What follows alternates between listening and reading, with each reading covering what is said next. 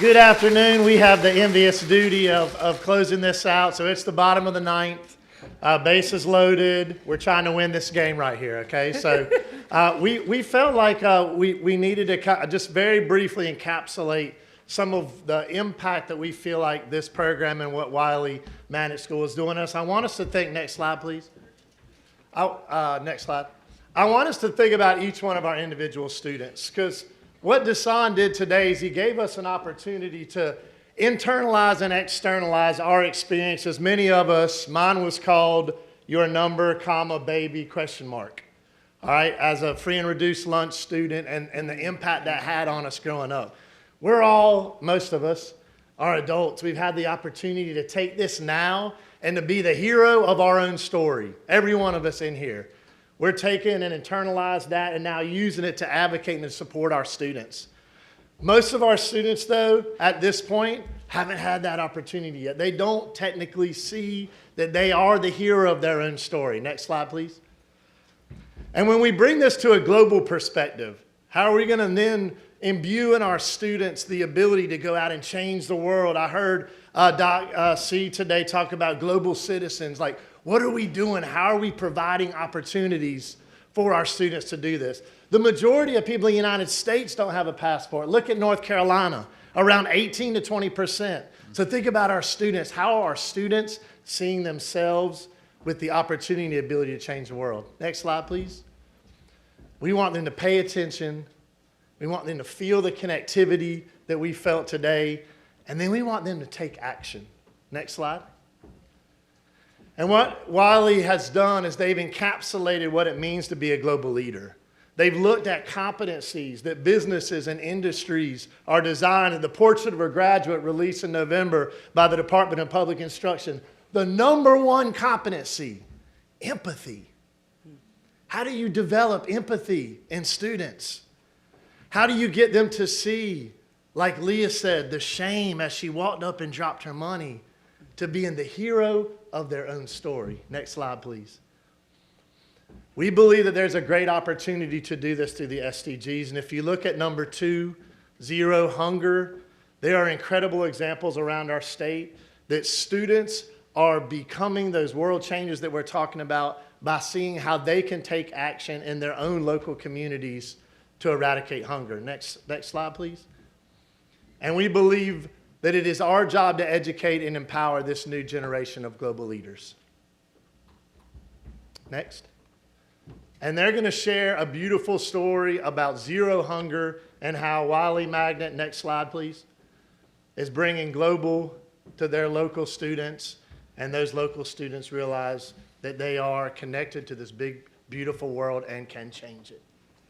Thank you so much, Freebird. We really appreciate our partnership with Participate. You know, if y'all are in my class right now, I would have you stand up and stretch and all that, but I know that that is not an option. You're just ready for me to get going. What I've been touched by today is just how much passion there is in this room from all these adults. And just like Freebird was saying, yes. Also, I don't know if I'm ever gonna know how to clap, like I'm just gonna do this all the time. But imagine a world in which kids didn't think that they had to wait to be grown to make a difference. Imagine that. Well, guess what? You don't have to, because we have the ability to do it right now. And so we're going to tell you a couple different examples of how schools like yours, or if you're not affiliated with a school, you can call up your local school board and say, I want more of this. But there's some simple, easy ways that you can, and slight changes that you can make at no cost to your curriculum that can help kids develop that empathy and really take on global issues. And so we're just going to talk about how we have a couple grade levels at our school have done that with hunger. And, oh, go ahead, Claire. Sorry. No, that's great. All right.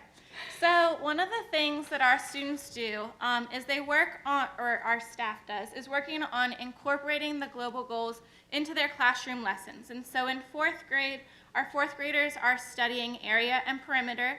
And so their classroom teacher and I collaborated on a Seeds of Change project where students are learning about the food insecurity issues worldwide. They then developed a school garden plan to help address these issues locally. Thank you. And can we, Andrew, you can do the next slide, but can we give it up for Andrew, who has been the slide king back there? Thank you. If you can advance. So Remember Spirit Week? And I remember this even as a parent. Now I've got 3 girls. It strikes fear in my heart. Oh my gosh, I had to find the wacky socks. And what is it today? Is it the funky hair? Well, we've turned Spirit Week on our head, and we call it Wiley Gives Back. And so we have each day of our Spirit Week associated with a UN Sustainable Development Goal. We've identified a community partner, and then we allow students to advertise that and then collect resources to help donate to that community partner. So, Pajama Day, they got to wear their pajamas, but then they also were bringing in healthcare products that we could donate to the women's shelter. So for hunger, we had, I forgot what we did on Hunger Day. Tie-dye and tinsel. Oh yes, we got to do tie-dye and tinsel. It was wintertime. Anyway, we had to do tie-dye because we had a spirit night at Mellow Mushroom. If y'all seen their decor, it's all tie-dye. But on that day, students were able to collect food and bring it in, and we were able to donate that food to the North Carolina Food Bank. Next slide. I just have to say, this one on the left is my daughter and her best friend, so I had to put that in there. So our first graders, they learn in the curriculum, they learn about soil and comparing soil and what soils make quality food. They learn to compare foods and find out which ingredients are in nutritious foods. So it's already part of the curriculum. Our first grade team decided, hey, let's go and glean for sweet potatoes at a farm. And then what they do is they glean, and then a portion of the potatoes that they get to keep a little bit so they can take it home and make sweet potatoes at home. But then they donate those proceeds to the food bank or the Interfaith Food Shuttle, which is just an awesome opportunity. It's something that we've done each year.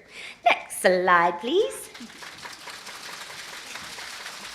We partnered with Rise Against Hunger, where we were able to fill bags to help food places across the world. Next slide, please. And before I go, I just want to tell you, that's kind of where we've been. We've done some simple things, but we are unlike, I think it was Halifax County that has the 100 acres of land to develop. We don't have that because we are smack dab in the middle of downtown Raleigh. But what we do have is some wonderful student advocates who have asked our PTA to donate a raised bed garden so that we can create a community garden, and so that is in the works for this spring. So thank you so much, and just remember, kids can do it. If you have that expectation of them, you have those high expectations, and you give them support, they can do it, and they're going to make this world even better than we ever dreamed of. Thank you.